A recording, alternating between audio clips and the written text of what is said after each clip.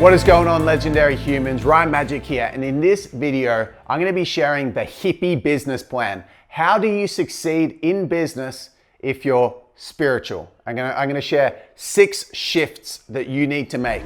Now, if you're new to this channel, make sure you click that subscribe button so you can see my new videos that come out and hold yourself to the journey of constantly improving yourself to live your dream life.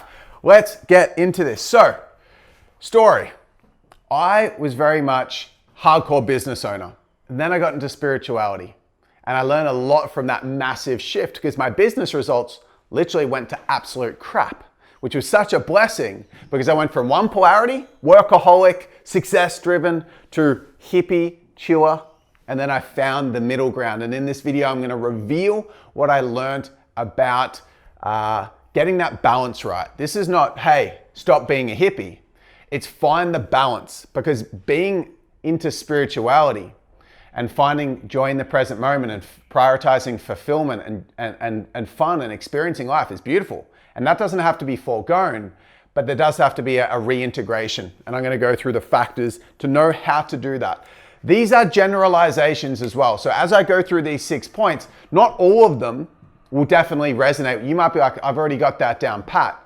But these are the big traps that I see, and there's some potent stuff I'm going to drop in this. So get excited for it. All right, first and foremost, I'm going to say this first point, flow.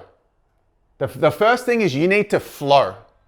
But I'm going to suggest that most people that are into spirituality don't understand flow. So the actual step is build discipline.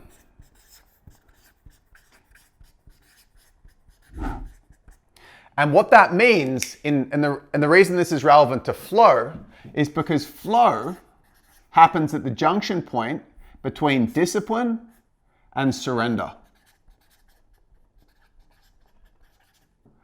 Surrender is a beautiful quality that a lot of people that are into spirituality have. You know, I'm going to allow the universe to show me what needs to happen. I'm going to detach. This happens, I'm going to trust that. And that's surrender. But flow happens at the junction point between discipline and surrender.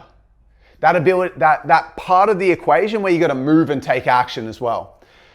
Big factor. And this dropped the penny for me when I had kind of pendulum swung from discipline to surrender. And I was like, first and foremost, I wasn't connected enough to see the signs that cause problems in business. When I was disconnected from spirituality, I was disconnected from surrender. I was disconnected from my perceptive awareness and feelings to be able to gut feel or intuitively notice what needed to change, and that caused problems. But then I pendulum swung so far into the surrender, I got those gifts, but I left the gifts of discipline. The ability to take action, be consistent, show up, honor what my heart was calling me to do, honor what my deepest desires were in business, and do what my strengths were, do what I loved, be passionate, because discipline's a really important factor. So that's the first one. Let's keep going. And what I want you to do as we're going through this, if I drop one, if it resonates with you, drop it in the comments. I want to know which of these are most relevant. So if you're into spirituality and you've struggled to break through in business and one really hits home, let me know in the comments. I would love to hear. All right, number 2, you got to stop judging money. Stop judging money. You got to stop judging money. And I'm going to give you 3 things to be able to take on to think about this. You need to understand that money represents a value exchange. A lot of people that are into spirituality, not all of them, but a lot of people that are into spirituality had some kind of influence from either their mother or father or both growing up. And unfortunately, not just through guardians, but a lot of society as well demonizes people that have money. And they look at it as money is greedy, money is evil. But that's a subjective and emotional stance on money. Money is just a neutral currency. It represents the value exchange and the value of something. That's all it does. It just gives value. So a lot of people go, money's bad. But people that have money have given value. Value doesn't always mean subjectively good for the planet. So someone could literally buy like if an oil company is giving a ton of value to the world, value is subjective because a lot of people want oil. They're providing what people want. And when they give it to them, whoever's buying at the petrol station, which might be owned by a particular family that gets money from that, it's valuable for that owner of the petrol station to get the money from the oil company that has oil mined it, pumped it up, and given it to them. There's a value exchange there. And I always also look at like a steel company or these random companies that kind of like seem pretty soulless. They're still offering value. Now, this is where I want to challenge you. If they're offering value and you subjectively perceive it to be bad for the world, like they're offering a service that you think is harmful to people or the planet, the sustainability of it, then you need to create value exchange that counters that. You can create, but you have to create value or you're not going to make money. But if you're demonizing money, you're blocking yourself from giving value. And that's a really important thing to understand, that if you want to make money, you got to give value. And if you're not, and this is the hard pill to swallow, if you don't have much money, you're not giving much value. You might have awareness around problems in the world, but if you're not making much money, you're not giving much value. Thank You Water. Thank You, the Thank You brand. It's in Australia. Really successful company. They help a lot of people in third world countries get access to water. They sell water, they sell products that are more sustainable, etc. Now, they've got similar perspectives to a lot of people in spirituality have, but a lot of people in spirituality aren't giving value to the world. The people that the duo that founded this company have given a lot of value and they have a lot of money, but they've actually given a lot of money as well. And even when I was successful in business and I was more disciplined and I was a bit disconnected in some cases in my life, I still donated over $100,000 to charity. So there was value that I was able to give because I was giving so much value out there. And all of the way that I made money was by helping people as well, which is pretty cool. I was giving a lot of value. And so it's easy to sit there and judge and go, people that have money are evil, but they're giving value. And if you don't like the way that they're giving value in the world, then you should counter it by giving lots of value in the direction of your beliefs. That could even be forming a program that helps people understand about sustainability and how it's going to improve their lives. And you sell a coaching program, or you could sell corporate mental health presentations and workshops and programs to put into corporate to help people become more connected to their heart. That's value. And someone that's a workshop facilitator in the realm of not even mental health, mindfulness, that is super value. That's giving value to the company because they're giving value to their employees and you get paid for it. So there's a lot of people out there with a lot of money that have given a lot of value with the same beliefs of you. So just take that on board. That's the first of this Stop Judging Money.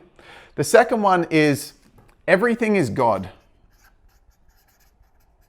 Everything is God. This is my opinion, by the way. Take it or leave it.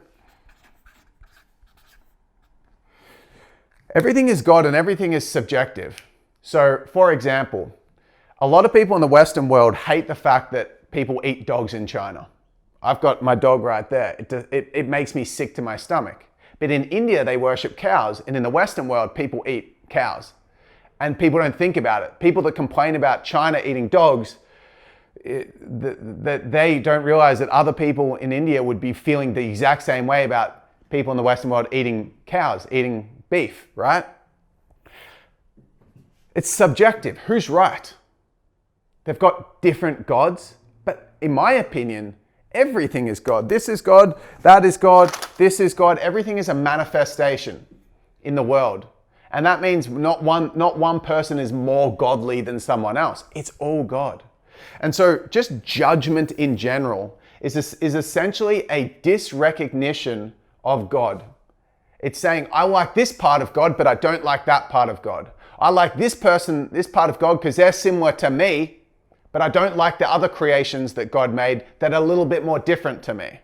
So that's just it's probably a pretty triggering video, but it offers the opportunity to frame and change your perspective, to reframe your perspective on the way that the beliefs you may have that are blocking you from taking action and breaking through in business. And I guess if you're into spirituality, what you want to do in business is most likely going to be good for the planet.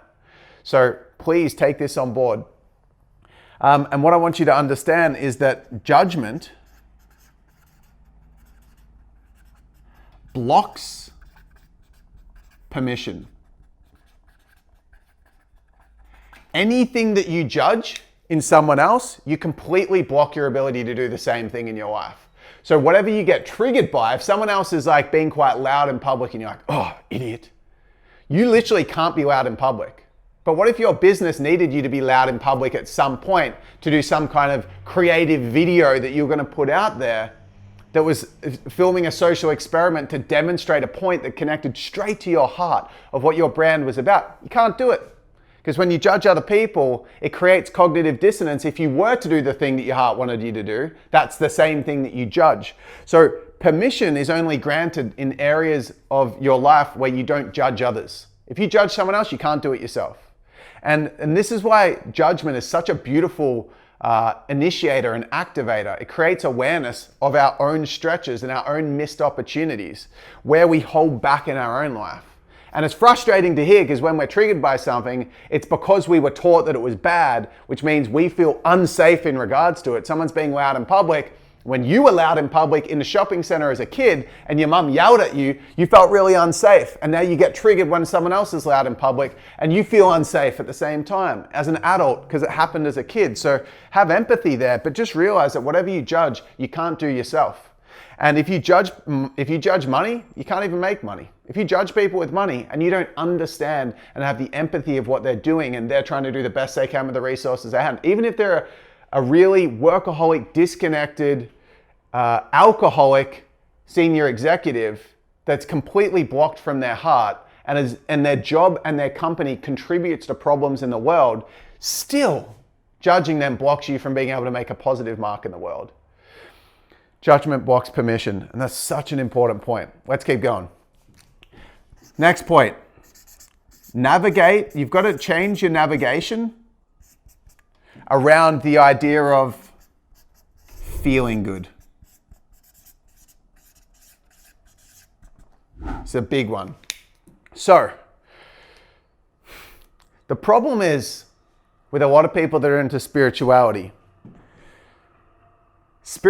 what spirituality did for me, and I'm blanketing, it's a huge term, spirituality, but we get it. We get what that means. There's a lot of things that go within that. There's meditation, there's plant medicine, there's embodied dance, there's a lot of things. There's a lot of religion could be put into that category. We get what we mean. Often vegans, there's stereotypes, right?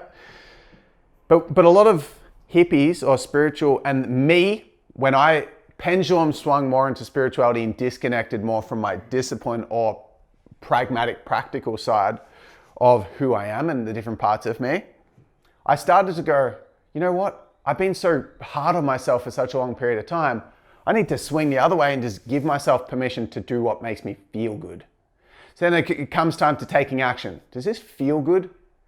And a lot of the time that feeling good is beautiful because it gives rise to our heart's desires, AKA intuition. But this is what I want you guys to understand. Intuition is literally, has the sole purpose of growth. That's the purpose of intuition. It's to help us grow. And the only place we grow is in the unknown. And when we're in the unknown, it feels disgusting in our body. So what I want you guys to understand right now is, hang on a second, that's perfect, is the fact that our nervous system is designed for the opposite of what our intuition is designed for. So you're in a constant battle between what your heart wants and your head wants. Your heart or intuition wants growth. And I'm gonna really hammer this point down. Intuition wants growth. Growth happens in the unknown, where we fear the unknown. Courage at the Latin root word means core, C-O-R, the Latin word, which means heart. So your heart, literally, courage means heart. So it is intuition, heart, courage. I put them all as synonyms. So that's one part of us. And that part wants growth. Growth happens in the unknown. The other part of us, the nervous system, has been designed for one purpose. Safety. Our nervous system is designed for safety. And we can just label that head, like that's our head. versus our heart, is designed for growth. So why is this important for navigating feeling good?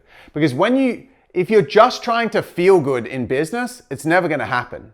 And the reason why is because feeling good is never going to be there when you're going into the unknown, because your nervous system is saying, hey, you're going to die if you do this because we can't control this.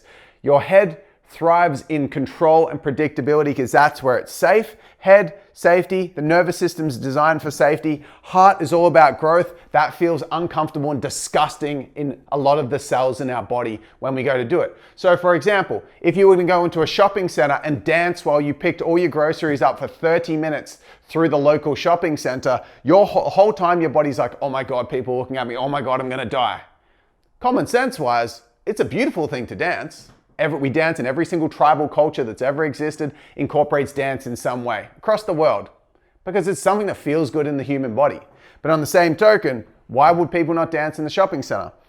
Connected to our heart, it would create growth, it would allow expansion, but in our head, our nervous system says, hey, you're not safe. And in business, you literally need to be able to understand that most of what you're going to have to do, and this is the solution to this.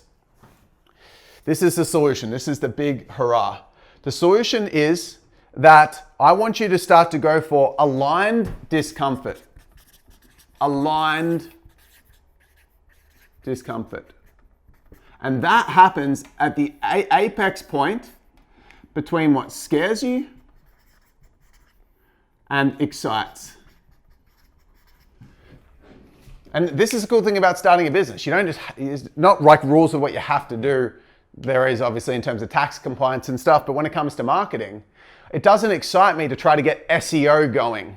Like I'm doing a YouTube video right now because YouTube videos excite me, but it also scares me. It scared me to hire James, the videographer behind the camera right now, because it's a cost. It's a big solid chunk of money, but it excites me and it scared me. It's aligned discomfort. It felt good, the idea. It felt expansive. That's the substitute. Expansive, but scary. Exciting, but scary. If you're just going for exciting and it's not scary, it's not growth. It's not intuition because it's not into the unknown. Unknown is what is scary. Fear is where you're going to grow. And in business, that's your ticket to making money. Doing the things that excites and scares you, that's intuition. That's what requires courage. That's connected to your heart because courage means heart with the Latin root word core. You guys getting the gist here? If you're playing off feeling good, you're going to fail because you're never going to do anything that scares you. You're never going to grow. And business is the name of the game is growth. It's like a video game. Every level, there's a new devil that hits you on the inside. There's some kind of block there. Let's say you're starting out, you got to put yourself more out there. That's the devil of the level of starting out. Hey, I'm starting a business, but it excites you to start the business, but it would also scare you to put yourself out there like that. So boom, that's aligned discomfort. But if you're like, I never want to tell anyone about my business because I'm excited to start it, but I'm not going to do the putting myself out there, you're stuck at level 1 of the video game of your business. You can't get through that level's devil, which is putting yourself out there. You're stuck. You're never going to grow in business. So if you just go off feeling good, you're going to fail. That's the bottom line there. All right. 4th one's a simple one, but it's powerful. Stop pleasing. Say no for time. So this is a shift you need to make. Because a lot of the spiritual, again, these are stereotypes. Take what you can from this. But I know for me, when I got into spirituality and I started attending and I became a meditation teacher, I am a meditation teacher, and I went along to meditation retreats, everyone's so nice. And it's like, fire up. So it's like, hey, let's and I've always been a hugger, but it's just like so much love in the space. And when people are so nice, it put me in an area where I struggled to also set boundaries, also have the discipline that created the flow. For you to be in flow in your business, you can't just say yes and yes and yes and want to please everyone, because Dr. John DeMartini's whole philosophy is that there is neutrality in the world. There's equilibrium. There's always equal support and challenge. And that exists. If you go out and you're going well in your relationship, your mum might be giving you crap. If you're going well in business, your partner might be giving you crap. And I've always found that there's equal support and challenge. And as you start to go bigger out there into the world and start expanding, which is what happens in business, you're increasing and leveraging the production of your value. Because let's say, for example, you're a massage therapist and that's where you give love and you're doing it one-on-one in a job, and then you do it in a business and you get other massage therapists. Same thing, but you've just expanded it now. The more you expand the value that you put out there in the world, the support increases, you make more money, etc., but the challenge increases as well. You get more setbacks. You've got to learn to be able to hold your ground better and be able to hold yourself in that growth. But this is mainly from a time perspective. Saying no so that you've got more time to work on your business.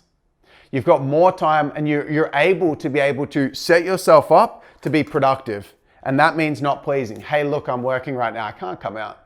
I've got to get this done. And this is being led by your heart, because if you're being called to get into business, you're trusting where you're being pulled to go. And so even though getting the transactions reconciled and zero for your business might not be as heart-centered as attending a group sound healing event that night, it's important. It's important because your heart said, hey, my mission is also love. It's also an important thing for me to be able to serve in the world, and that's heart-centered, even though the reconciling transactions might not seem that way, okay? Okay, this is huge. Bring your ego in. Ego. I'm saying bring it in. Actually bring it in. Because what's a really important distinction that I had, which I never understood, is that ego times ego, if we use this, I'm just going to do another diagram here. Ego slash isness, and that is source energy. That is the quantum, the subatomic world, whatever we want to use it, scientific, quantum physics style, isness, the divine, the absolute. This is just oneness, or ego, oneness, separation. What I didn't understand is that when I was demonizing my ego, I was also disconnecting from my soul. See, if your isness, if you have done spirituality and you do a transcendence meditation where you sink into the divine, you are in oneness. When you're in oneness, nothing is separate. And so you are everything, including love, but it doesn't feel loving because you're just in oneness. There's no perceptive awareness at all. You're just literally everything and nothing at the same time. There is no manifestation in isness. It's infinite potential, but it's stored potential. Kind of like how in quantum physics, the electrons don't exist until they're witnessed because they're not manifest until that point. It's just stored potential. So isness is neutral. It's nothing. Ego is something. And when people are egoic with the ignorance of their everything and the ignorance of their isness, they're impure in ego. And when isness is stored potential, it's not even manifest. So if you're here in the real world, and if you do oracle card decks and stuff, often there'll be cards that come up. I'm obsessed with oracle cards. There's often cards that come up that say, you're a divine being having a human experience. Remember that. So ground into the earth. And a lot of people that are in spirituality from a psychological framework called the personality patterns, there's one that's called the leaving pattern where people feel, just stay with me here, the leaving pattern, which is the way that people felt safe when they were a child, coming out of the birth canal and coming into the world felt very unsafe. So they retreated back to the divine. So they never fully landed on earth. And so they're quite connected to the spirit world, but they're very disconnected from the real manifest world. There's a disconnection from ego and there's a desire to go back to that infinite potential. And that is a disconnection from your soul, because your soul is the combination of infinite potential, isness, the divine, and your ego personality. So I'll give you an example. I was a workaholic, hardcore success-driven workaholic, because my dad praised me for achieving and disciplined me for not achieving. So I developed a coping mechanism. I achieve, I'm safe. That is my ego, and I wasn't even aware of it. So it was just ego. Then I became aware of it, And I learnt about meditation, and I built more awareness through meditating and doing a lot of spiritual practices. And then when I became aware of the ego, it's still part of my soul's mission. Right now, I'm doing a YouTube video to be of impact in the world, to help you guys be successful in business if you're spiritual. I couldn't do that if I was disconnected from my ego, because my ego is my achieving part. It's my strength, it's my assertiveness, it's my ability to speak. This is my ego speaking to you, crossed with my heart and the divine, which is my soul's blueprint and mission. So a lot of people in spirituality disconnect from their ego. They're actually disregarding their soul, which is the combination of ego and essence, or ego and isness. So you actually have to bring it in and go, what is my uniqueness in this world? Do you love animals? Cool, if you love animals, that's your ego. It's a preference. You can be like, no, it's isness. Everything's isness, but it's a separate perspective.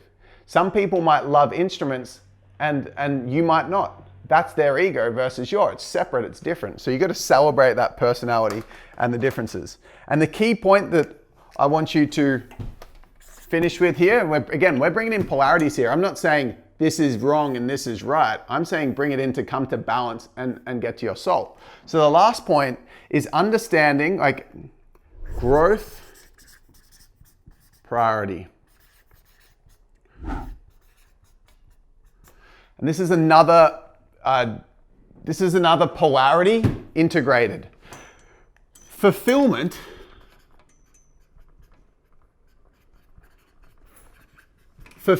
comes from love and growth.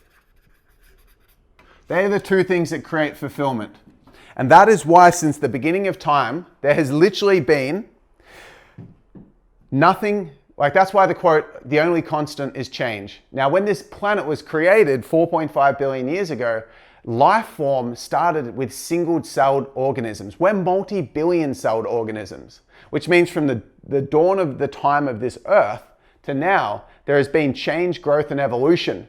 Constant challenge causing us to diversify and expand, and expansion has been the constant. That's why we still keep changing. The world is growing. It's been growing more from a technology perspective recently, but we're also growing from the time we're born to the time that we die. We're also always evolving and changing and growing.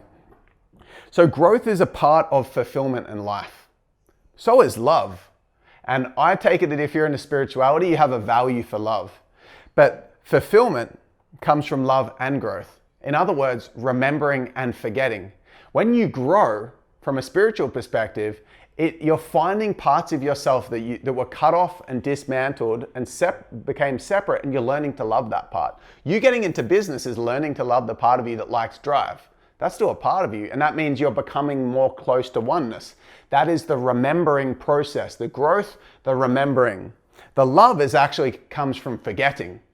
Because when you forget something and you become separate and someone sees the joy in that separation, like you like ice cream, if you're loving ice cream, you're not connected to oneness at that point, like consciously. It's separate, it's different, it's unique to you. And you're going, holy shit, this feels so good. I'm having a unity experience, and it's allowing you to remember who you are. That comes from separation. Growth is going more towards remembering and oneness. Bottom line is they're both relevant for fulfillment, both of them. That's why there's this expansion, contraction, remembering, forgetting. Why are we even on earth? Why do we have the soul contract to be here? Because we forgot who we are and we're coming back on this journey of remembering who we are. And the process of the whole thing is love. But you've got to reprioritize growth because it plays just as much importance in this evolutionary journey as what love does. And if you prioritize growth and you're playing in this journey of intuition, and following what's uncomfortable, you're growing. And you're going to kill it in business if you're prioritizing growth. But if you've disconnected from that and you only find half the fulfillment exciting, then you're not going to grow in business at the same level. And the cool thing about this is all of these are aligned principles for me, because these are the things that I integrated in my mind to get solid, to reintegrate back into business, but from this place of centeredness, presence, love, and fulfillment. So anyway, that's really important. Guys, let's hardcore summarize here. To succeed as a spiritual, again, it's just a label, spiritual person in business, as the hippie that you are, you're a hardcore hippie, you've got to build flow. That's going to come from discipline as well as surrender. You got to stop judging other people. Realize that money is a value exchange. Okay? Everything is God. Even people that are disconnected are still God. They're on their evolutionary journey. Maybe it's future lifetimes where they're going to get the awareness to be able to start remembering who they are and what they are. Judgment blocks permission. If you judge someone for making money, you don't give yourself permission to do the same thing. So it makes no sense because there's a part of yourself that you haven't loved yet. You've got to navigate feeling good and realize that the only way that you are going to expand is by following your intuition, which means tackling the unknown, which is scary and feels terrible. So it can be expansive and scary at the same time. And that's love. That's growth. That is intuition. That is courage. Courage means heart. Stop pleasing. Be able to say no and set boundaries and realize that's you loving yourself. And that's going to create time for you to succeed in business. Bring in the ego, because the ego crossed with the divine is your soul, and your soul is required to complete your soul's mission, the DNA you have within you. And lastly, make growth a priority because it's one of the two main ingredients for fulfillment, and it's required in business. So if you found this valuable, then like the video. It helps the YouTube algorithm. It means the world to me. And make sure that if you haven't clicked subscribe, you click subscribe. And my question to you is, what else do you think people in spirituality need? Drop it in the comments. I'd love to hear your perspective on this. I love watching the comments. What's your opinion? Is there anything you'd add to this list? Let me know, and I'll see you guys in the next video.